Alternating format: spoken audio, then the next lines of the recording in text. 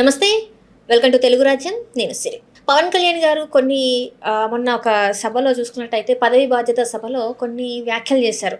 నేను ప్రజల కోసమే ఉన్నాను, ప్రజలకు సేవ చేయడానికి రాజకీయాల్లోకి వచ్చానని చెప్పేసి కొన్ని మాటలు కూడా మాట్లాడడం జరిగింది. అయితే ఏంటి మళ్ళీ కొత్తగా ప్రజల కోసం వచ్చాను, ఇప్పుడు ఆల్రెడీ తను ఒక బాధ్యతలో ఉన్నాడో ఆ బాధ్యతలే ఏదైతే ఉందో అవే తీర్చలేకపోతున్నాం, మళ్ళీ ఇలాంటి మాటలు ఎందుకు మాట్లాడుతున్నారు అని చెప్పేసి కొంతమంది మాట్లాడుతున్నారు. సో దాని మీద స్పందించడానికి ఈరోజు మనతో పాటు ఉన్నారు ప్రముఖ రాజకీయ విశ్లేషకులు చింతా రాజశేఖర్ గారు. నమస్కారం సార్. నమస్తే సార్, మీరు మొన్న చూసే ఉంటారు పవన్ కళ్యాణ్ గారు పదవి బాధ్యత అనే ఒక దాంట్లో మాట్లాడిన మాటలు. నేను ప్రజల కోసమే వచ్చాను రాజకీయాల్లోకి, ప్రజలకు సేవ చేయడానికే వచ్చాను రాజకీయాల్లోకి అని చెప్పేసి తను మాట్లాడడం జరిగింది. సో దీన్ని మళ్ళీ ఎందుకు తను గుర్తు చేస్తున్నారు ప్రజలకి? అంటే ప్రజలకు ఆయన మీద నమ్మకం పోయింది. ఓకే, ఆయన ఓటేసిన వాళ్ళు నమ్మట్లేదు కాబట్టి సంజాయిషి ఇచ్చుకోవడం కోసం ఒకటి ఏర్పాటు చేసి ఇట్లా ఆయన ప్రజల కోసం ఏం రాలేదు. ఆయన చంద్రబాబు నాయుడు దోపిడీ చేసే దాంట్లో వాటా కోసం వచ్చాడు ఆయన. నేను ఈ మాట ఇప్పుడు చెప్పట్లేదు, ఎన్నికల ముందు చెప్పాను. ఎన్నికలకి ఏడాదిన్నర ముందు చెప్పాను. వీళ్ళిద్దరూ ఎందుకు కలుస్తున్నారంటే అమరావతిలో తలపెట్టిన 5 లక్షల కోట్ల రూపాయల దోపిడీలో వాటా కోసం పవన్ కళ్యాణ్ చంద్రబాబు నాయుడుతో పొత్తు పెట్టుకున్నాడని, ఆ నోటికాడికి వచ్చిన కూడు పోయింది కాబట్టి మళ్ళీ పొత్తులో పెట్టుకొని ఎలాగైనా సరే అది దోచుకుందాం అనుకున్నది మళ్ళీ ఎలా అయినా సరే అధికారంలోకి వచ్చి దోచుకోవడం కోసమే వీళ్ళు కలుస్తున్నారు, అందుకే వస్తున్నారని చెప్పడం జరిగింది. సో ఆయన ప్రజల కోసం వచ్చి చంద్రబాబు నాయుడుతో పొత్తు పెట్టుకొని ఏమేమి నష్టం చేస్తాడో చెప్తున్నాను. ముఖ్యంగా కాపు సామాజిక వర్గానికి చెప్తున్నాను. అంటే చెప్పారు కదా సార్, తనకి అసలు కుల వివక్ష లేదని అది కూడా చెప్తా. ఇక్కడ ఆయనకి ఓట్లేసేది కాపు సామాజిక వర్గం కాబట్టి, ఆయన గుడ్డిగా నమ్మేది కాపు సామాజిక వర్గం కాబట్టి చెప్తున్నాను. ఆయన అమరావతిలో 5 లక్షల కోట్ల రూపాయల అవినీతి చేయడంలో దాంట్లో వాటా కోసము ఆయన పొత్తు పెట్టుకున్నాడని చెప్పాను. ఆయనకి 18/4/2023 ఒక ఈమెయిల్ పెట్టడం జరిగింది ఆయన పార్టీ ఆఫీస్కి. ఆయన పార్టీ ఆఫీస్కి ఈమెయిల్ చూసి బోలిశెట్టి సత్య అనే అతని వ్యక్తి కూడా స్పందించడం కూడా జరిగింది.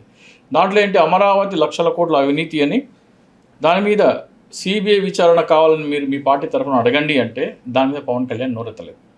ఎందుకు నోరెత్తలేదు అంటే వాటా ఉంది కాబట్టి. అట్లా వాటా ఉంది కాబట్టే నోరెత్తలేదు. అలాగే ఇప్పుడు అధికారంలోకి వచ్చిన తర్వాత చంద్రబాబు నాయుడు తీసుకున్న నిర్ణయాలు ఏంటమ్మా, ఎకరా 10 కోట్ల విలువ చేసే భూమి విశాఖపట్నంలో ఎకరా 99 పైసలకు అమ్ముతున్నాడు. ఆ సంపద ఎవరిది? ప్రజలది. ప్రజల ఆస్తి ఎవరికి దోచిపెడుతున్నాడు? ఉర్సా అనే కంపెనీకి తన లోకేష్తో సన్నిహిత సంబంధాలు ఉన్నాయని చెప్తున్న వ్యక్తులకి లులు మాల్కి కట్టబెడుతున్నారు. అది ప్రజా సంపద దోపిడీ. లాభపడేది ఎవరు? ప్రైవేట్ వ్యక్తులు. నష్టపోయేది ఎవరు? ప్రజలు. సో నువ్వు పొత్తు పెట్టుకొని అధికారంలోకి వచ్చిన దాని వల్ల ప్రజలు నష్టపోతున్నారు. నువ్వు ప్రజల కోసం వచ్చిన దొంగ నాటకాలు ఆడవాక. ప్రజలు నష్టపోతున్నారు ఇక్కడ, ఓకేనా? నాడు నేడు దీంట్లో స్కూల్స్లో ఇంటర్నేషనల్ బ్యాకలరేట్ సిలబస్ పెట్టి టోఫెల్ విద్యకి చిన్నప్పటి నుంచే ఫౌండేషన్ కోర్సులు పెడితే అవి ప్రభుత్వం తీసేసింది. అంటే నీ కొడుకు ఏం చదువుతున్నాడో, ఒక రిక్షా లాగేవాడు, ఒక కూలి పని చేసుకునే వాడి కొడుకు కూడా అదే చదవాలని జగన్మోహన్ రెడ్డి అవి తీసుకొచ్చాడు. పవన్ కళ్యాణ్ ఇక్కడ ఇంతకుముందు సింగపూర్లో ఏదో చదువుతున్నాడో తీసుకొచ్చి ఇప్పుడు ఎక్కడో ఇక్రిసాక్ట్ ఏదో స్కూల్లో పెట్టారు. ఏ సిలబస్ అయితే పవన్ కళ్యాణ్ కొడుకు చదువుతున్నాడో, కూలి పని చేసుకునేవారు, రిక్షా లాక్కునేవారు పిల్లలు కూడా అదే చదవాలని ఒక సిలబస్ తీసుకొస్తే చంద్రబాబు నాయుడు వచ్చి తీసాడు. నువ్వు ఈ అబద్ధాలు చెప్పొద్దు. అంటే చంద్రబాబు నాయుడు గారు తీసేశారంటే విద్య అందొద్దనా, లేకపోతే ఆ విద్య కావాలంటే, పవన్ కళ్యాణ్ కొడుకు చదివే విద్య కావాలంటే నెలకి 3-4 లక్షల రూపాయల ఫీజు కట్టి చైతన్య నారాయణలో చేర్పించాలా. అవన్నీ తన మంత్రికి సంబంధించినవి. గవర్నమెంట్ స్కూల్లో ఆ చదువు ఉండకూడదు. ఎందుకంటే సామాన్యుడికి విద్య దూరం చేయాలి, వైద్యం కూడా దూరం చేయాలి. 17 మెడికల్ కాలేజీలు జగన్మోహన్ రెడ్డి గారు ప్రభుత్వ మెడికల్ కాలేజీలు తీసుకొస్తే, ప్రభుత్వ మెడికల్ కాలేజ్ అంటే పేదలకు ఫ్రీ విద్య. అట్లాగే అందులో గవర్నమెంట్ సీట్ కోటాలో సీట్లు ఉంటాయి, 2550 ఎన్నో సీట్లు ఉన్నాయి. ఆ 2550 సీట్లలో రిక్షా లాగే వాళ్ళు పిల్లలైనా సరే, కూలి పని చేసుకునే వాళ్ళ పిల్లలైనా సరే బాగా చదువుకుంటే వాళ్ళ పిల్లలు ఏం చేయొచ్చు, నీట్ ఎగ్జామ్ పాస్ అయితే అందులో మెడిసిన్ సీట్ వస్తుంది, 2 లక్షల్లో అయిపోతుంది. ఇప్పుడు గవర్నమెంట్ దగ్గరికి వెళ్ళి ఇట్లా మా అమ్మాయికి ర్యాంక్ వచ్చింది, మా దగ్గర 2 లక్షలు లేవు అని ఎవరన్నా అంటే గవర్నమెంట్ డబ్బులు కడుతుందమ్మా. లేకపోతే మీలాంటి వాళ్ళు మాలాంటి వాళ్ళు ఎవరైనా ఒకళ్ళు కడతారు. 2 లక్షల రూపాయల ఫీజు అంటే, ఇంత మంచి ర్యాంక్ వచ్చింది, గవర్నమెంట్ ఆమె చదువు పాడైపోతుందంటే ఎవరైనా కడతారు. కానీ దాన్ని నువ్వు పీపీపీ తీసుకొచ్చి ఏం చేసావు, ప్రైవేట్ పరం 2 కోట్లు తీసుకొచ్చావా? అంటే వాళ్ళకి ర్యాంక్ వచ్చినా కానీ వాళ్ళు చదవకూడదు. అంటే పవన్ కళ్యాణ్ నువ్వు ప్రజల కోసం వచ్చిన వాడు అయితే దీన్ని అంటే ఎందుకు వ్యతిరేకించట్లేదు? ఇంటర్నేషనల్ బ్యాకలరేట్ తీసేస్తే ఎందుకు మాట్లాడట్లేదు? టోఫల్ తీసేస్తే ఎందుకు మాట్లాడట్లేదు? గవర్నమెంట్ మెడికల్ కాలేజీని ప్రైవేట్ పరణ చేస్తుంటే నువ్వు ఎందుకు మాట్లాడట్లేదు? అరే నీకు పీపీపీ మీద గవర్నమెంట్ మెడికల్ కాలేజీలు కట్టాలని ఉంటే ఈ 17 గవర్నమెంట్ కాలేజీలు అట్లాగే ఉంచి కొత్త 50 కట్టుకో. కొత్త కాలేజీలు 50 కట్టు పీపీపీ మోడల్లో. ఇవి ఎట్లనే ఉండని, వీటిని ఎందుకు మారుస్తున్నావు? నీకు నిజంగా పీపీపీ మోడల్లోనే గవర్నమెంట్ కాలేజీలు కట్టాలంటే నువ్వు కొత్తగా 50 స్టార్ట్ చేయి. జగన్మోహన్ రెడ్డి 17 తీసుకొచ్చింది కదా, నేను అంతకు 3 51 స్టార్ట్ చేస్తాను, నేను 3 స్టార్ట్ చేయి. పీపీపీ మోడల్లో స్టార్ట్ చేయి. దానికి పోయేవాడు దానికి పోతాడు, దీనికి పోయేవాడు దీనికి పోతాడు, డబ్బులు లేనివాడు దీనికి పోతాడు, డబ్బులు ఉన్నాడు దానికి పోతాడు. గవర్నమెంట్ మెడికల్ కాలేజీ కోటాలో సీట్లు ఉంటాయి, ఇక్కడ చదువుకునే వాళ్ళు ఇక్కడ చదువుకుంటారు, డబ్బులు నుండి పోయి అక్కడ చదువుకుంటాడు. ఇవి తీసేసేందుకు పెడుతున్నావు? పవన్ కళ్యాణ్ అర్థమవుతుందా? నువ్వా ప్రజల కోసం వచ్చింది? ఇన్ని దారుణాలు జరుగుతుంటే మాట్లాడకుండా అమరావతి అవినీతి కోసము ఒక పోస్టర్ రూపొందించిన ఎన్నికల కంటే ముందు ఎన్నికల కంటే ఏడాది ముందు అమరావతిలో 5 లక్షల కోట్ల దోపిడీ కోసం బాబు పవన్ పొత్తు. అమరావతిలో జరిగింది ల్యాండ్ పూలింగ్ స్కీమ్ కాదు, 5 లక్షల కోట్ల స్కామ్. క్లుప్తంగా అమరావతి గణాంకాలు. మొత్తం ఇది ఎప్పుడు ఇచ్చాను? 2023లో స్టార్ట్ చేశాను. దీంట్లో ఇది కూడా రాస్తుంది. పవన్ కళ్యాణ్కి ఈమెయిల్ పెడితే పవన్ కళ్యాణ్ స్పందించలేదన్న విషయం కూడా 3 రాజధానుల వాటానే పవన్ కళ్యాణ్ ప్యాకేజీ అని చెప్పేసి అందులో రాయడం జరిగింది. నేను ఆంధ్రప్రదేశ్లో న్యూ ఇయర్ వేడుకలకి, సంక్రాంతి వేడుకలకి వెళ్తున్న ప్రజలందరికీ చెప్తున్నాను, మీ గ్రామంలో ఈ పోస్టర్లు అంటించండి. టీ స్టాల్స్ దగ్గర కానీ, లేకపోతే టిఫిన్ సెంటర్ల దగ్గర కానీ, లేకపోతే ఈ కోడి పందాలు పెడతారు కదా అక్కడైనా సరే, హెయిర్ కటింగ్ సెలూన్స్లో అయినా సరే ఈ పోస్టర్ పెట్టండి, డిస్ప్లే చేయండి. అమరావతిలో ఏం జరుగుతుంది? పవన్ కళ్యాణ్ ప్రజల కోసం పొత్తు పెట్టుకున్నాడా, అమరావతి దోపిడీలో వాటా కోసం పొత్తు పెట్టుకున్నాడా అని పోస్టర్లు పెట్టండి. ఆంధ్రప్రదేశ్ మొత్తం ప్రతి గ్రామంలో పోస్టర్లు పెట్టండి. ఇందాక నేను చెప్పాను కదా, ఎవరైనా సరే ఈ పోస్టర్ కావాలన్నా, ఎవరికైనా సరే ఈ పోస్టర్ కావాలన్నా, లేకపోతే గౌరవ భారత సుప్రీంకోర్టుకి లేఖలు రాసే ఫార్మాట్ కావాలన్నా సరే నా ఈమెయిల్ ఐడికి మెయిల్ చేయండి. నా ఈమెయిల్ ఐడి వచ్చేసేసి DICSOOCHI@gmail.com, DICSOOCHI@gmail.com. దానికి ఈమెయిల్ చేస్తే ఈ పోస్టర్ యొక్క ఫార్మాట్, అలాగే ఆ లెటర్ గౌరవ భారత ప్రధాన న్యాయమూర్తి గారికి రాయాల్సిన ఫార్మాట్ పంపిస్తాను. దాన్ని మీరు ప్రింట్ చేసుకొని ఏం చేయాలో ఆ ఈమెయిల్కి సమాధానంగా చెప్తాను. సో దయచేసి మీరు ఇది A2 సైజులో ప్రింట్ చేసుకొని పోస్టర్లు మీ గ్రామంలో అంటించండి.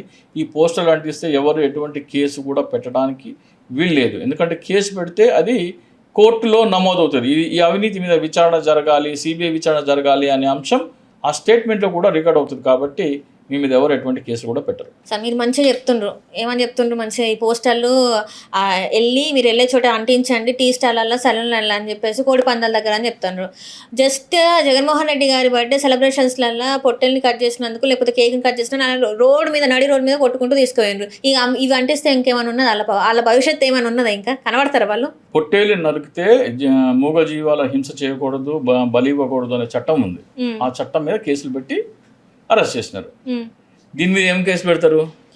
అమరావతి అవినీతి మీద పవన్ కళ్యాణ్ పొత్తు పెట్టుకున్నాడు అని చెప్తే దీని మీద కేసు పెట్టారనుకో, కోర్టులో వీళ్ళు ఇమీడియట్గా వేయాల, నేను ఈ పోస్టర్ అంటించినాను, ఈ పోస్టర్ మీద విచారణ చేయమని కోర్టు ద్వారా డీజీపీ గారిని, సిబిఐ గారిని విచారణ చేయమని కోరుతున్నాను అని కోర్టులో అఫిడవిట్ వేసేస్తారు. ఈ పోస్టర్ అంటించేందుకు ఒక్కడిని కూడా అరెస్ట్ చేయరు, గుర్తుపెట్టుకోండి. ఈ పోస్టర్ అంటిస్తే వాళ్ళ జోలికి రారు, అరెస్ట్ చేయరు. ఎందుకంటే అరెస్ట్ చేశారనుకోండి, అరెస్ట్ చేస్తే ఏం చేయాలా? కోర్టులో ప్రొడ్యూస్ చేయాలా. కోర్టులో ప్రొడ్యూస్ చేస్తే నేను ఇట్లా పోస్టర్ అంటించిన కాబట్టి నేను అరెస్ట్ చేశారు అంటున్నారు.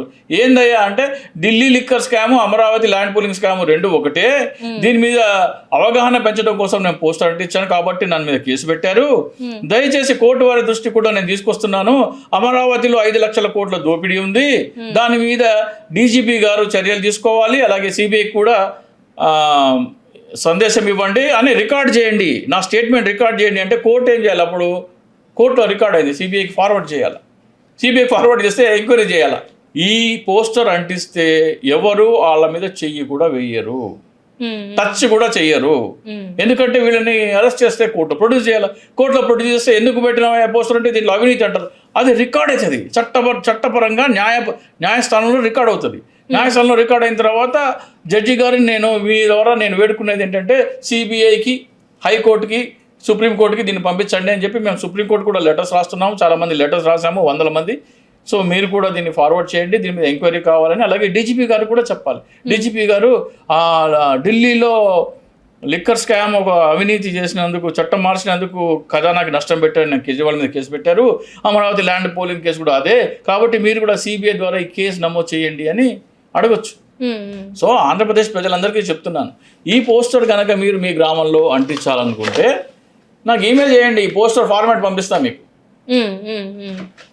మీరు మీ ఇంటి ముందర కానీ, లేకపోతే నేను చెప్పిన టీ సెంటర్లు, టిఫిన్ సెంటర్లు, లేకపోతే కోడి పందాలు వేసే చోట, హెయిర్ కటింగ్ సెలూన్లు, అక్కడ ఎక్కువ మంది వచ్చి ఆగుతూ ఉంటారు కదా. టీ తాగేటప్పుడు చదువుతారు, టిఫిన్ తినేటప్పుడు చదువుతారు, హెయిర్ కటింగ్ సెలూన్ అంటే వెయిటింగ్లో ఉన్నప్పుడు చదువుతారు, కోడి పందాలు అంటే అక్కడ ఫ్లెక్సీలే పెట్టవచ్చు, పెద్ద పెద్ద ఫ్లెక్సీలు. సో ఈ సమాచారం అంతా మీరు డిస్ప్లే చేస్తే ప్రజలకి అవగాహన వస్తుంది గ్రామాన. అసలు పవన్ కళ్యాణ్ నిజంగా ప్రజల కోసమే పొత్తు పెట్టుకున్నాడా, ఈ అమరావతిలో వాటా కోసమే పొత్తు పెట్టుకున్నాడు? ఇవన్నీ డిస్ప్లే చేసిన తర్వాత పవన్ కళ్యాణ్ నేను పొత్తులోంచి తప్పుకున్నాను, నేను కూడా సిబిఐ ఎంక్వైరీ అడుగుతున్నాను పవన్ కళ్యాణ్ అన్నాడు అనుకో, పవన్ కళ్యాణ్కి నయా పైసా అందులో వాటా లేదు. అంటే ఇక్కడ చూసుకున్నట్టయితే ఇంత జరుగుతున్న ఈ రోజుకి అమరావతి భూముల మీద మాట్లాడలేదు కదా సార్. అక్కడ రైతులు చనిపోతున్నా కూడా మాట్లాడట్లేదు కదా సార్. 2023లో ఈమెయిల్ పెట్టినాను ఆయనకి, అప్పుడు కూడా మాట్లాడలేదు. మొన్న ఈ మధ్య నాగబాబుకి వాళ్ళందరికీ ఈమెయిల్ పెట్టినాను, అప్పుడు కూడా మాట్లాడలేదు. సో ఇప్పటికైనా సరే స్పందించి దీని మీద సిబిఐ ఎంక్వైరీ జరగాలని పవన్ కళ్యాణ్ పిలుపునిస్తే పవన్ కళ్యాణ్కి నయా పైసా వాటా లేదు. పవన్ కళ్యాణ్ మౌనంగా ఉన్నాడంటే, గమ్మునున్నాడంటే దాంట్లో ఆయన వాటా. మౌనంగా అంటే ఇప్పుడు వాటా ఉన్నట్టే అంటే, మౌనంగా ఉంటే వాటా ఉన్నది, నోరు తెరిస్తే వాటా లేదు. ఒకటి ఆంధ్రప్రదేశ్ ప్రజలకు చెప్పేది ఏంటంటే, ఈ పోస్టర్ మీరు న్యూ ఇయర్ స్టార్ట్ అవ్వగానే మీ ఇంటి ఎదురుగా కానీ, నేను చెప్పిన చోట టీ స్టాల్ కానీ, టిఫిన్ సెంటర్ కానీ, హెయిర్ కటింగ్ సెలూన్ కానీ, ఎక్కడైనా సరే ఎక్కడ ప్రజలు బస్ స్టాపుల్లో కానీ అంటిస్తే మీ మీద ఎవడు కేసు పెట్టడు. కేసు పెట్టి కోర్టుకు తీసుకెళ్తే ఇది కోర్టులో నమోదు చేయండి, ఇది అవినీతి అని రికార్డు చేస్తూ సిబిఐ వారి దృష్టికి తీసుకురావాలని కోర్టు వారిని వేడుకుంటున్నాను. దయచేసి జడ్జి గారు ఇది సిబిఐ దృష్టికి తీసుకెళ్ళండి అని అక్కడ చెప్పేసేయండి కోర్టులో. అప్పుడు ఏమవుతుంది, జడ్జి గారు ఖచ్చితంగా దాన్ని సిబిఐకి దృష్టికి తీసుకురావాలి. సిబిఐ దృష్టికి తీసుకొస్తే అరవింద్ కేజ్రీవాల్ది నేరం అయితే చంద్రబాబు నాయుడు ఎందుకు నేరం కాదని అంటారు. ఇవన్నీ తెలుసుకొని ఏమన్నారు, టచ్ కూడా చేయరు, మీ జోలికి రారు. వాళ్ళు కేక్ కట్ జీవహింస చేయడం అనేది నేరం కాబట్టి వాళ్ళని అరెస్ట్ చేసినారు. అయితే సినిమా రిలీజ్లకు కూడా, బాలకృష్ణ సినిమాకి, పవన్ కళ్యాణ్ సినిమా రిలీజ్లకు కూడా గుర్రపొట్టెలు కట్ చేసి పోస్టర్ మీద రక్తం చిందిస్తున్నారు కదమ్మా. అంతేందుకు సార్, నిన్న చూసుకున్నట్టయితే బీజేపీ వాళ్ళ యాత్ర 2 గొర్రెలకు వచ్చినారు. వీడియో ఉంది నా దగ్గర, సోషల్ మీడియాలో వైరల్ అవుతుంది వీడియో. మరి వాళ్ళ మీద కేసు ఎందుకు పెట్టలేదు? వాళ్ళ మీద కేసులు ఎందుకు పెట్టలేదమ్మా? మాట్లాడాలి కదా దీని మీద కూడా. ఇప్పుడు వాళ్ళు చేసిన తప్పు అయితే వీళ్ళు చేసింది కూడా తప్పే కదా. సో మీరు ఇట్లా జగన్మోహన్ రెడ్డి గారి మీద అభిమానం చూపించుకోవడానికి ఇట్లాంటి పనులు చేయకండి దయచేసి. ఈ గొర్రెపోతులు కోసి మీరు 5,000 10,000 పెట్టి గొర్రెపోతులు కోస్తారు. గొర్రెపోతును కోసి దాన్ని చేసే బదులు జగన్మోహన్ రెడ్డి గారి అభిమానం ఉంటే వీళ్ళు చేసే అవినీతిని బయట పెట్టండి, సుప్రీంకోర్టు దృష్టికి తీసుకురండి. సుప్రీంకోర్టుకి లేఖలు రాసే కార్యక్రమం జరుగుతుంది మా దగ్గర. ఈ పోస్టర్ మీ ఇంటి మీద, మీ గ్రామంలో ఒక 100-200 ప్రింట్ చేసి అంటించవచ్చు. లేదా గౌరవ భారత ప్రధాన న్యాయమూర్తి గారికి అమరావతి అవినీతి మీద, మెడికల్ కాలేజీల ప్రైవేటీకరణ మీద, ఎకరా 99 పైసలకి అమ్మే అంశం మీద 3 అంశాలు కలిపి ఒక లేఖ రూపొందించి వందలాది మంది లెటర్స్ రాస్తున్నారు. అందులో మీరు భాగస్వామ్యం అవ్వండి. ఇప్పుడు మీరు మేకను కోస్తే ఒక రోజు అయిపోతుంది, ఒక 100 మంది 150 మంది దాన్ని భోజనం చేస్తారు, మరుసటి రోజు మర్చిపోతారు. కానీ మీరు అదే 150 మంది లేఖలు రాసినారనుకోండి, అవి సుప్రీంకోర్టులో నమోదవుతాయి. సుప్రీంకోర్టులో నమోదైతే దాని మీద చర్యలు తీసుకుంటారు. అప్పుడు చంద్రబాబు నాయుడు దోషిగా, అంటే ఎందుకంటే అరవింద్ కేజ్రీవాల్ని జైలుకి పంపించారు కాబట్టి చంద్రబాబు నాయుడు జైలుకి పంపించాలి. ఆ లెటర్లో అదే ఉంటుంది. అరవింద్ కేజ్రీవాల్ చేసిన నేరమే చంద్రబాబు నాయుడు చేసినాడు. పాత చట్టం స్థానే కొత్త చట్టం తీసుకురావడం వల్ల ప్రభుత్వ ఖజానాకి 5 లక్షల కోట్ల నష్టం. 5 లక్షల నష్టం, ఆయనేమో 664 కోట్ల నష్టం చేస్తే ఆయన తిహార్ జైల్లో పెట్టినారు. ఈయన 5 లక్షల కోట్ల నష్టం చేస్తే ఈయనను ఎందుకు ఉపేక్షిస్తున్నారు అని అడుగుతున్నారు ఆ లేఖలో. అంటే ఇప్పుడు మీరు అడుగుతుంది అమరావతి భూముల్లో ఇలా చేశారని, మీరు ఇంత పోరాటం చేస్తున్నారు. ఇప్పుడు ఆయన మీద ఉన్న స్కిల్ డెవలప్మెంట్ కేసు గురించే కావచ్చు, ఏదైతే మద్యపానం ఏదైతే ఉందో ఆ కేసు కావచ్చు, అవే కోట్లు కొట్టేస్తున్నాయి. దాంట్లో నుంచి రిలీఫ్ వస్తుంది కదా సార్. అదే చెప్తున్నా. ఇప్పుడు స్కిల్ డెవలప్మెంట్ కేసు ఎవరు పెట్టినారు? ఆంధ్రప్రదేశ్ ప్రభుత్వం పెట్టింది. ఏపీ సిఐడి పెట్టింది. ఇప్పుడు ఆంధ్రప్రదేశ్ ప్రభుత్వం అధినేత ఎవరు? చంద్రబాబు నాయుడు గారు. సో ఆయన పోలీసులకు ఆదేశిస్తాడు, ఆధారాలు లేవు కొట్టేసామని చెప్పండి అంటే వాళ్ళు కొట్టేస్తారు.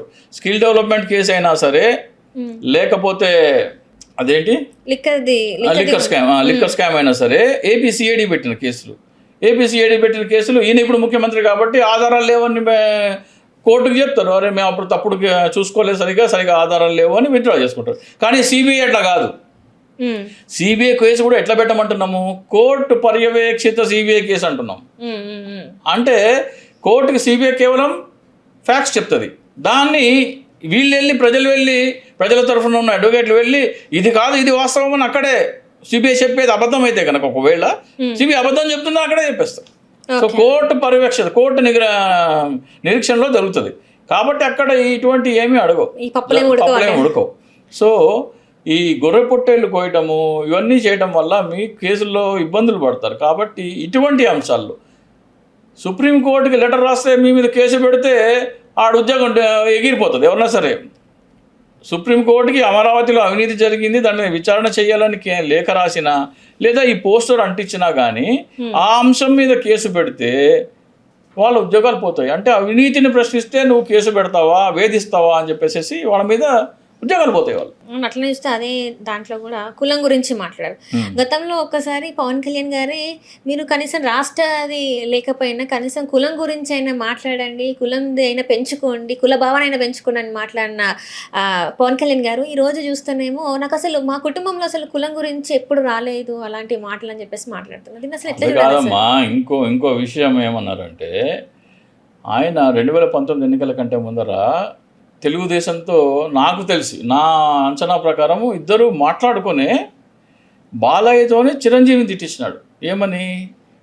మా బ్లడ్ వేరు, మీ బ్రీడ్ వేరు, మీది వేరు. అంటే మేము కమ్మోళ్ళం కాబట్టి మేము రాజకీయ మాకు కెపాసిటీ ఉంది, మాకు సామర్థ్యం ఉంది, మాకు టాలెంట్ ఉంది, మీకు లేదు అని కాపులను తిట్టించినాడు. అట్లాగే మీ అలగా జనం శంకర జాతి జనం అని ఇచ్చినాడు. ఎవరిని? పవన్ కళ్యాణ్ చుట్టూ ఉండేవాళ్ళని. పవన్ కళ్యాణ్ చుట్టూ ఎవరు ఉంటారు? కాపులే.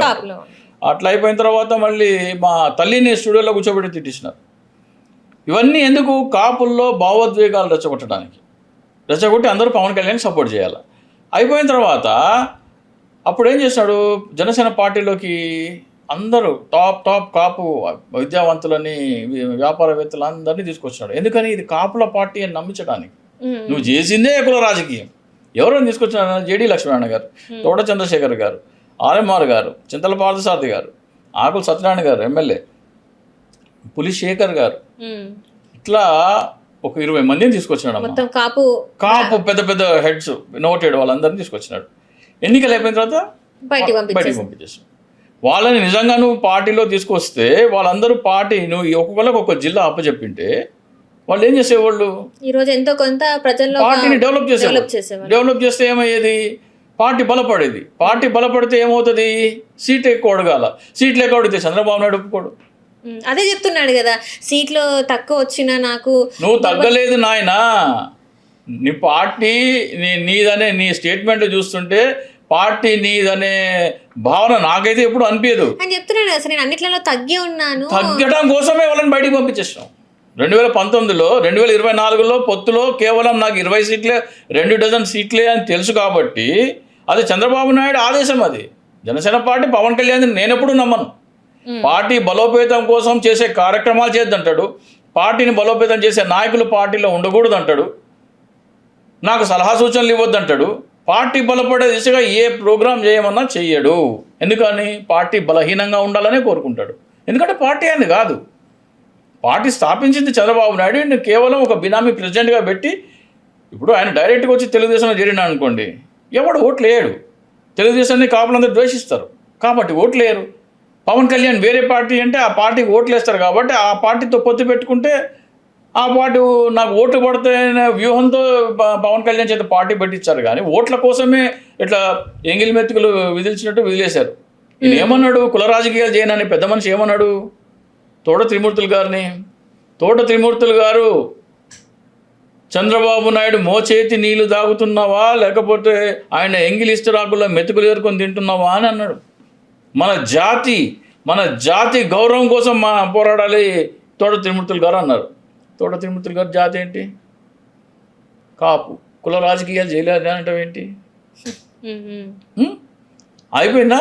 ఇప్పుడు నువ్వేం చేస్తున్నావు? తోట త్రిమూర్తులు గారు ఒకటే సీట్లో తెలుగుదేశం కోసం ఆయన ఒక కాపు నాయకుడు రామచంద్రపురం నుంచి పోటీ చేశాడు. ఆయన పోటీ చేసి ఎమ్మెల్యే అయితే చంద్రబాబు నాయుడు ముఖ్యమంత్రి అవుతాడు. ఆయన నువ్వేం చేసినావు? ఒక్క స్థానంలో కాదు 175 స్థానాల్లో 21 స్థానాల్లో పోటీ చేసి పొత్తిస్తూ 170 స్థానాల్లో జనసేన ఓటర్లని చంద్రబాబు నాయుడుకి ఓటేయమన్నావు. ఒక్క స్థానంలో పోటీ చేసినోడే మోచేతి నీళ్లు తాగి ఎంగిలిస్తరాకులు తినేటోడైతే 175 స్థానాల్లో చంద్రబాబు నాయుడు కోసం కృషి చేసిన నువ్వు చంద్రబాబు నాయుడు ఏం తాగుతున్నావు, ఏం తింటున్నావు? తోట త్రిమూర్తులుగా నా మాట అనొచ్చా? నువ్వు కాపులను రెచ్చగొట్టడం కోసం కాకపోతే నువ్వు చేసింది ఏంటి? నువ్వు చేసిందే కాపులను రెచ్చగొట్టి రాజకీయం చేయడం. వీళ్ళ అన్నదమ్ములు పార్టీలు పెట్టింది ప్రజల కోసమో లేకపోతే వాళ్ళని అభిమానించే కాపుల కోసమో కాదు. వాళ్ళు పార్టీ పెట్టింది ఎందుకంటే కాపుల చేత ఓట్లు వేయించుకొని వేరే పార్టీలకు అమ్ముకొని లబ్ధి పొందుతామని. ఈ సీట్లన్నీ అమ్ముకున్న బట్టే ఆయన కేంద్ర మంత్రి అయినాడు. ఈ సీట్లన్నీ చంద్రబాబు నాయుడుకి తాకట్టు పెట్టడం వల్లనే ఈయన డిప్యూటీ సీఎం అయినాడు. చిరంజీవి ఉన్నాడు, నాకు రాజకీయాలు సరిపడలేదు అని అన్నాడు. ఎప్పుడు అన్నాడు అన్నమాట? ఆయనకి రాజ్యసభ సభ్యత్వం ఇచ్చింది 2012లో, కేంద్ర మంత్రి అయినాడు. 2014లో కాంగ్రెస్ ఓడిపోయింది. అప్పుడు ఆయనకు అనిపించలేదు నాకు రాజకీయాలు సూట్ కాలేదని. ఆయన 2009లో ఎలక్షన్లోనే ఆయనకు 18 సీట్లు వచ్చినాయి. అప్పుడే అర్థమైపోయి ఉండాల నన్ను ప్రజలు ఆదరించలేదు అని పార్టీ మూసేయలేదు. 2012లో రాజ్యసభ సీటు తీసుకున్నాడు. రాజ్యసభ సీటు 2018 దాకా లాస్ట్ డే వరకు రాజ్యసభ సభ్యుడిగా ఉన్నాడు. రాజ్యసభ సభ్యత్వం అయిపోయిన తర్వాత కర్ణాటక నుంచి కానీ లేకపోతే ఉత్తరప్రదేశ్ నుంచి కానీ లేకపోతే మధ్యప్రదేశ్ నుంచి కానీ నన్ను రాజ్యసభ పంపండి అని అడిగినాడు. అవన్నీ కుదరకపోతే అప్పుడు ఆయనకి జ్ఞానోదయం అయిందట, నేను రాజకీయాలకు పనికిరాడని. 2009లో ఓడిపోగానే ఆయన జ్ఞానోదయం కాలే. సో ఈ అన్నదమ్ములు మెగా కుటుంబం చేసేది ఏమంటే కాపులో ఓట్లు వేయించుకొని వేరే పార్టీలకి తాకట్టు పెట్టి వీళ్ళు పదవులు పొందడం కోసమే రాజకీయాల్లోకి వచ్చారు తప్ప వీళ్ళ వల్ల ప్రజలు నష్టపోతున్నారు, ముఖ్యంగా కాపు నష్టపోతున్నారు. ఎట్లా అంటే చెప్పాను ఇందాక, ఇంటర్నేషనల్ బెకలరేట్ సిలబస్ గవర్నమెంట్ కాలేజీలో తీసేసినారు. కాపుల్లో పేదలు గవర్నమెంట్ స్కూల్లో చదువుకుంటే వాళ్ళు కూడా మీకు పవన్ కళ్యాణ్ కొడుకు ఏ సిలబస్ అయితే చదువుతున్నాడో ప్రతి కాపు కొడుకు గవర్నమెంట్ స్కూల్లో అదే సిలబస్ చదవడం కోసం కదా జగన్మోహన్ రెడ్డి పెట్టింది. అందరు ప్రజలు దాంట్లో కాపులు కూడా ఉంటారు. అట్లాగే గవర్నమెంట్ ట్రీట్మెంట్ 17 మెడికల్ కాలేజీలు అంటే మీరు కార్పొరేట్ స్థాయి కాలేజీలు కడుతుంటే ఆ బిల్డింగ్లు చూస్తే కళ్ళు చేరిపోతున్నాయి. కార్పొరేట్ స్థాయిలో అమ్మ మొగుళ్ళు లాగా ఉన్నాయి కాలేజీలో. అసలు ఫస్ట్ నుంచి చూసుకుంటే ఈ కాలేజీలో నుంచి ఫస్ట్ జగన్మోహన్ రెడ్డి ఏం కట్టలేదు అన్నారు. అవునా కదా సార్? కట్టలేదు అన్నారు. కట్టలేదు, బోడీ బిల్డింగ్స్ ఉన్నాయి, ఇవన్నీ తప్పుడు లెక్కలు అన్నారు. మళ్ళీ ముందు కొంచెం కాలం గడుస్తున్న కొద్దీ ఇవన్నీ తన హయాంలోనే అయ్యాయి, ఇంకా కొన్ని మాత్రమే అవ్వలేదు అన్నారు. ఇప్పుడేమో మొత్తం ఇవన్నీ కూడా ఏవేవైతే వచ్చినాయో వాటిని ప్రైవేట్ పరం చేస్తాం అంటున్నారు. ఒక్క మాట మీద ఎందుకు నిల్చోలేకపోతున్నారు సార్? ఎందుకంటే వీళ్ళకి పేదలు బాగుపడటం వీళ్ళకి ఇష్టం. చంద్రబాబు నాయుడు పాలసీ ఏంటంటే ప్రభుత్వ ఆస్తులు అమ్ముకోవడమే. ఎప్పుడైనా సరే పేదలు బాగుపడటం అనే దానికి చంద్రబాబు నాయుడు బద్ద వ్యతిరేకి. ఎందుకంటే 40 సంవత్సరాలే ఆయన 40 సంవత్సరాల రాజకీయ చరిత్ర మొత్తం ఒక్క మెడికల్ కాలేజ్ తీసుకురాలేదు. రాజశేఖర రెడ్డి లేక ముందర ఒక్క ఇరిగేషన్ ప్రాజెక్ట్ కట్టలేదు. ఎంతసేపు గవర్నమెంట్ భూములలో ఏమన్నా సరే ప్రాజెక్ట్ కట్టి ఆ భూములు తన వాళ్ళ చేత కొనిపించి అక్కడ రియల్ ఎస్టేట్ వ్యాపారం చేద్దామనే తప్ప ప్రజలకి చేయాలనే తలంపు చంద్రబాబు నాయుడు కలలో కూడా రాదు. అంటే ఇక్కడ చూసుకున్నట్టయితే హైదరాబాద్లో చూసుకుంటే సైబర్ సిటీ ఏదైతే ఉందో హైటెక్ సిటీ అది తను కట్టినని చెప్తాడు. మైక్రోసాఫ్ట్ని తనది తీసుకొచ్చినని చెప్తాడు. బిర్యానీకి హైప్ ని తీసుకొచ్చినని చెప్తాడు. ఇప్పుడు మొన్న ఇది వచ్చింది, ఎవరు బిల్ గేట్స్ది ఎప్స్టీన్ ఫైల్స్లో పేరు వచ్చింది. అంటే ఎప్స్టీన్ బిల్ గేట్స్ని ఆ ద్వీపానికి తీసుకెళ్ళగలిగినాడు. ఏం ఎరది తీసుకెళ్ళాడు ఆయన? అమ్మాయిలని అరేసి తీసుకెళ్ళినాడు.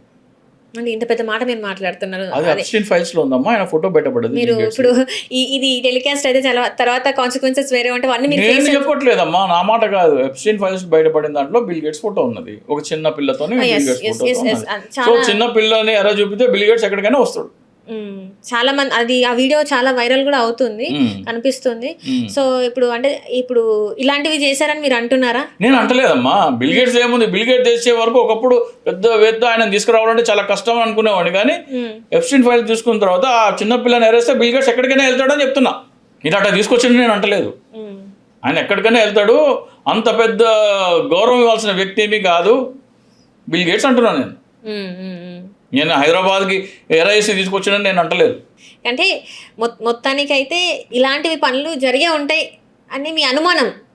లేదమ్మా, అక్కడికైతే అట్లా వెళ్ళినాడు, అట్లా ఎవరైనా తీసుకెళ్ళొచ్చు అంటున్నాను. మనం చూసుకున్నట్టయితే సార్, పవన్ కళ్యాణ్ గారు మాట్లాడింది ఏంటంటే కులం గురించి అట్లనే నేను ఆరాధించేది ఎవరు అని చెప్పేసి కూడా మాట్లాడడం జరిగింది. ఎవరు అని మాట్లాడితే తను చెప్పేది ఏంటంటే, నేను పొట్టి శ్రీరాములు గారిని ఆరాధించిన, సుభాష్ చంద్రబోస్ గారిని ఆరాధించిన, నేను ఇలాంటి వాళ్ళని ఆరాధించినాను కాబట్టి ఇట్లా ఉన్నాను అని చెప్పేసి తను మాట్లాడాడు సార్. తను ఎట్లా చూసుకోవాలి అంటే, మహామహుల పేర్లు తలచి నాలో ఆ గుణగణాలు ఉన్నాయని చెప్పుకొని తనంతా ఎలివేట్ చేసుకోవడమే పవన్ కళ్యాణ్ చేసేది.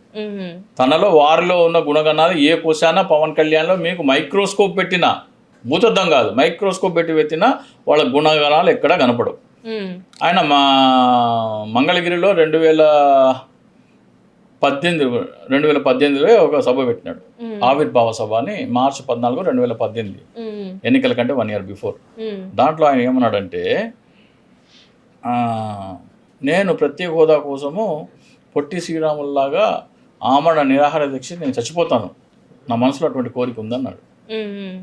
ఆమరణ నిరాహార దీక్ష అంటే ప్రత్యేక హోదా ఇచ్చేంత వరకు నేను దీక్ష చేసి పొట్టి శ్రీరాములు 50 రోజులు ఎట్లయితే త్యాగం చేస్తా చనిపోతాను చెప్పాను కదా. రాష్ట్రం విడిపోయినప్పుడు 12 రోజుల పాటు అన్నం తినలేదు. అది ఎంతనో ఇది ప్రజల ముందు అది అనుకున్నా, నేను తినలేదు అన్నాడు.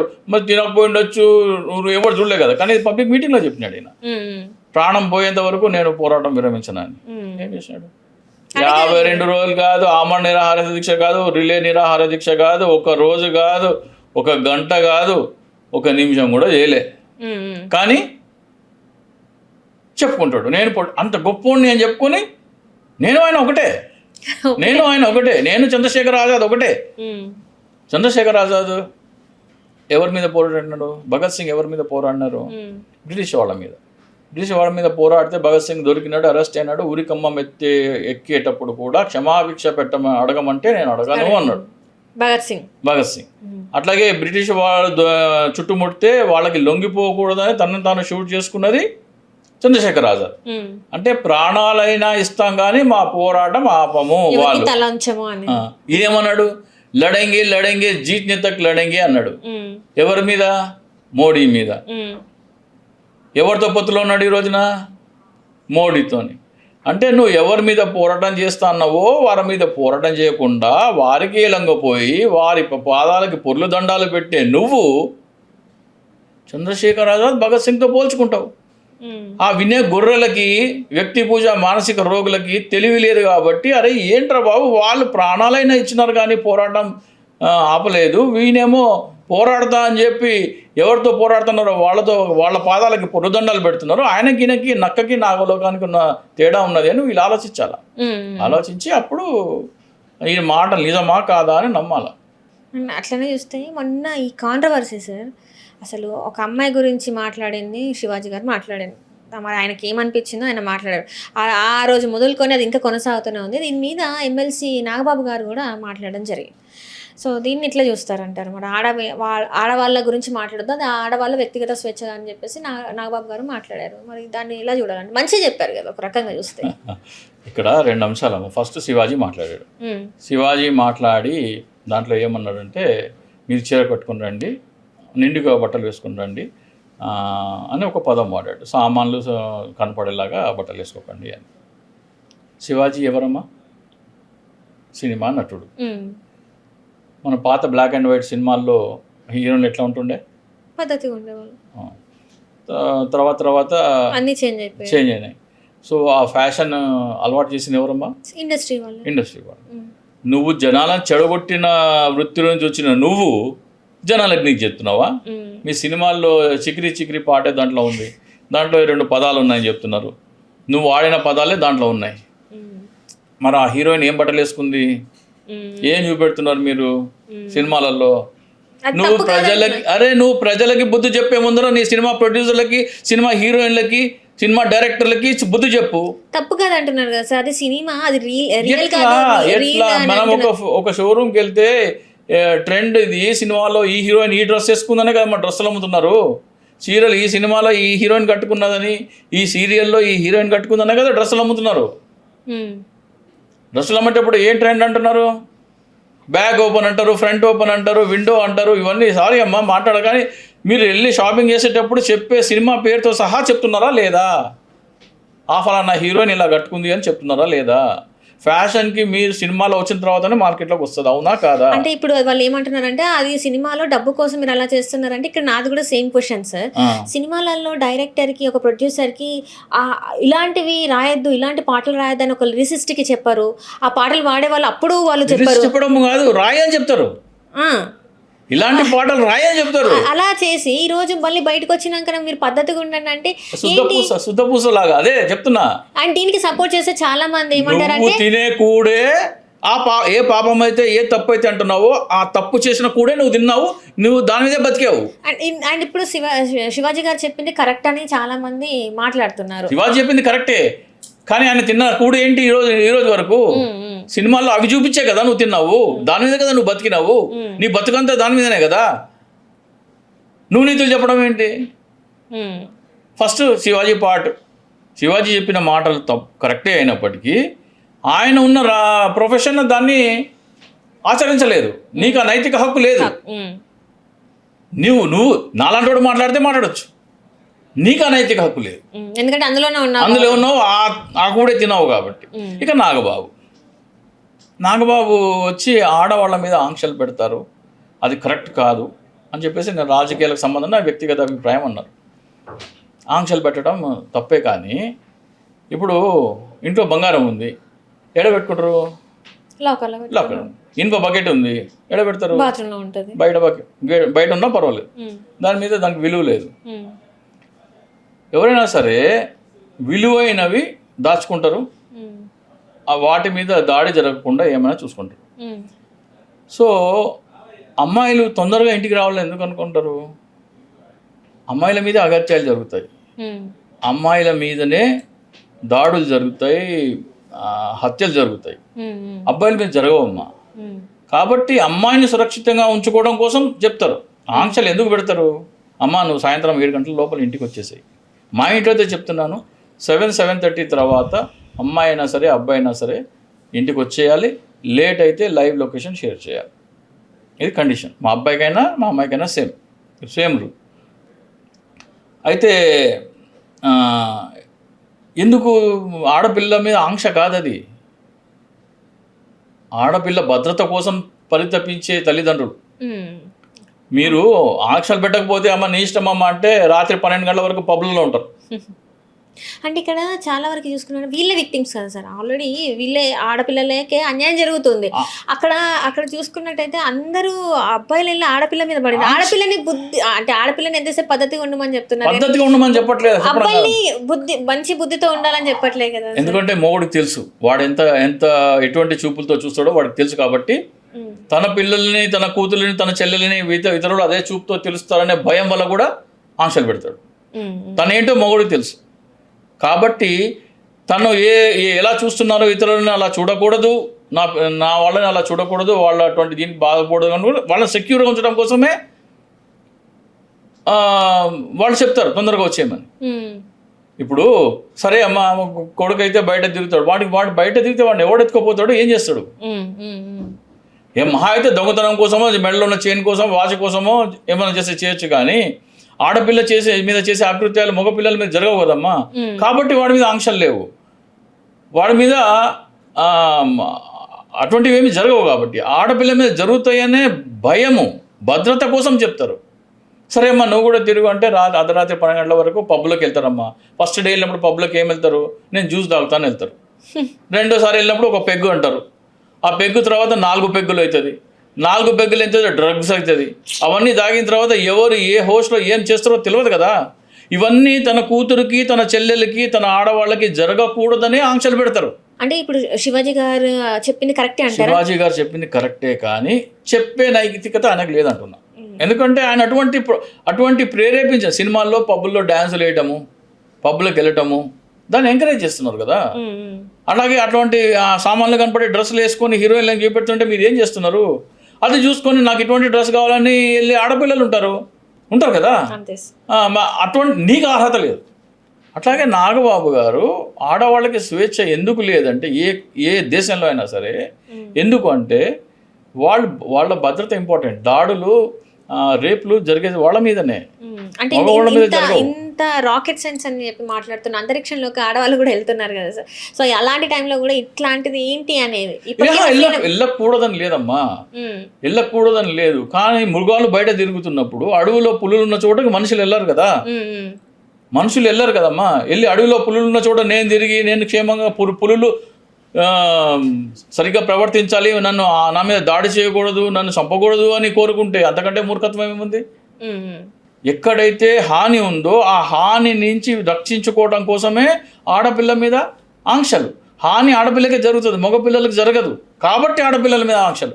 అది మా మీద ఆంక్షలు ఎందుకు పెడుతున్నారు, మా స్వాతంత్రాన్ని స్వేచ్ఛని హరిస్తున్నారు అనుకుంటే, మీరు మీ మీద ఆంక్షలు పెట్టే వారికి మీ మీద ఉన్న ప్రేమ కానీ, బాధ్యత కానీ, కన్సర్న్ కానీ మీకు అర్థం కావట్లేదు. మరి ఇప్పుడు మహిళా కమిషన్ పిలిచింది, వివరణ అడిగింది శివాజీ గారిని, అండ్ ఇది ఇంకా కొనసాగుతూనే ఉందని చూసుకున్నట్టయితే నా అన్వేషణ ప్రపంచ యాత్రికుడు ఆయన కూడా స్పందించడం జరిగింది. ఎవరైతే ప్రవచనకర్తలు ఎవరైతే ఉన్నారో వాళ్ళ గురించి కూడా తను మాట్లాడడం జరిగింది, గరికపాటి గారి గురించి కూడా. సో ఇట్లా ఇది కొనసాగుతూనే ఉంది, ఇంకా ఆడవాళ్ళ దుస్తుల మీద ఇది కొనసాగుతూనే చెప్తున్నా కదమ్మా. ఎవరి మీద దాడులు జరుగుతున్నాయో వారి మీదనే ఆంక్షలు ఉంటాయి, వారి మీదనే ఆంక్షలు ఉంటాయి. ఎందుకు ఉంటాయి ఆంక్షలు? ఆ దాడులు జరగకూడదు, ఆ హాని జరగకూడదనే ఆంక్షలు, వేరే ఉద్దేశం ఏమి కాదు. ఆంక్షలు పెట్టేది ఎవరు? ఆడవాళ్ళ మీద ఆంక్షలు పెట్టేది ఎవరు? మగవాళ్లే కదా. ఆడవాళ్ళు పెట్టుకోవట్లే కదా, మగవాళ్లే. ఎందుకని పెట్టుకుంటున్నారు? వాళ్ళ మీద దాడి జరగకూడదు, బయట సమాజం ఎట్లా ఉంది, సొసైటీ ఎట్లా ఆలోచిస్తుంది, ఎస్పెషల్లీ జనాలు మగవాళ్ళు ఎట్లా ఆలోచిస్తారు అనేది వీళ్ళు కొన్ని చూసుంటారు. కొన్ని సంఘటనలు చూసి, ఇప్పుడు రోజుకి 15 నుంచి 20 జరుగుతున్నాయి ఆంధ్రప్రదేశ్ రాష్ట్రంలోనే తీసుకుంటే. అటువంటి న్యూస్ చదివిన తర్వాత నా కుటుంబ సభ్యులకి ఇటువంటి పరిస్థితి రాకూడదు అనే భయము ఉంటుందా ఉండదా? ఖచ్చితంగా. అది దాన్ని ప్రివెంట్. ఇప్పుడు భయం ఉన్నదంటే, ఇప్పుడు నేను చెప్పాను ఇందాక, ఇనుప బకెట్ రోడ్డు మీద పెడతాము, బంగారం పెట్టమని. బంగారం రోడ్డు మీద పెట్టి నువ్వు నీతివంతంగా ఉండాలి, ఎవడు దొంగతనం చేసుకోకూడదని మనం ఉండం కదా. అది తీసుకుపోయి లాకర్లో పెట్టుకుంటాం కదా. సో దేనికైతే హాని జరుగుతుందో ఆ హాని జరగకూడదనే ఆంక్షలు తప్ప వాళ్ళని అణిచివేయాలని కానీ అది కానీ ఇది కానీ కాదు. సో మొత్తానికైతే ఇది ఆడవాళ్ళ భద్రత కోసమని మాట్లాడుతున్నారు. Right, thank you so much sir. నమస్తే అమ్మా. హలో, తెలుగు రాజ్యం ఛానల్ చూస్తున్నారా? సామాజిక, రాజకీయ, జీవన చిత్రణే తెలుగు రాజ్యం. అతిశయోక్తులు, అసత్యాలు ఉండవు. రాజకీయ కోణం కాదు, ప్రజా కోణమే కొలబద్ద. తెలుగు రాజ్యం వీక్షణ మీ ఉత్తమ అభిరుచికి నిదర్శనం.